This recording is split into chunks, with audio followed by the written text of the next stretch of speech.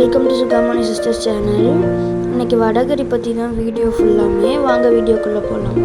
கடலைப்பருப்பு 3 மணி நேரம் ஊற வச்சு எடுத்துக்கோங்க.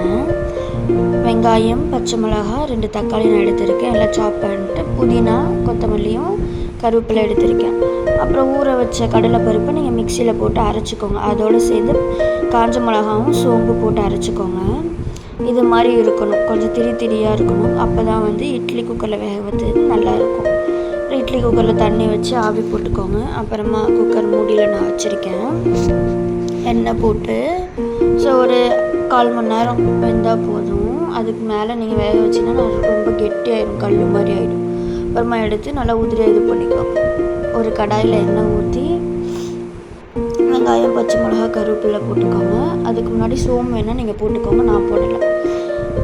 நல்லா கிளறி விட்டுக்கோங்க. வதக்குனதுக்கப்புறம் வெங்காயம் இது மாதிரி பிங்க் கலரில் வந்துடணும், மைல்டு லைட் பிங்க் கலரில் வந்துடணும். அதுக்கப்புறம் நான் புதினா போட்டிருக்கேன். புதினா போட்டுக்கோங்க. ஒரு கை மட்டும் புதினா, ரொம்ப கம்மியாக போட்டுக்கோங்க. நீங்கள் எந்த அளவுக்கு பண்ணுறீங்களோ அந்த அளவுக்கு நீங்கள் போட்டுக்கோங்க. அப்புறம் தக்காளி நல்லா வதங்கினதுக்கப்புறம் தக்காளி நீங்கள் அரைச்சி ஊற்றிட்டீங்கன்னா ஊற்றிக்கோங்க. நான் சாப் பண்ணி தான் போட்டிருக்கேன்.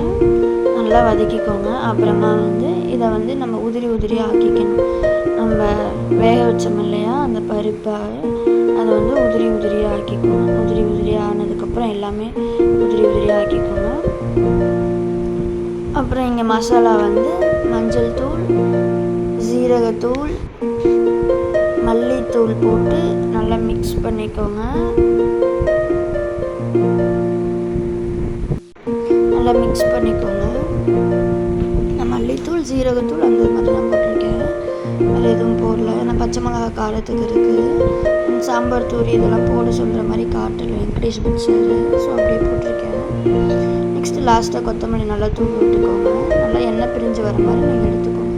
ஸோ அவ்வளோதான். இட்லி சூப்பராக இருந்துச்சு.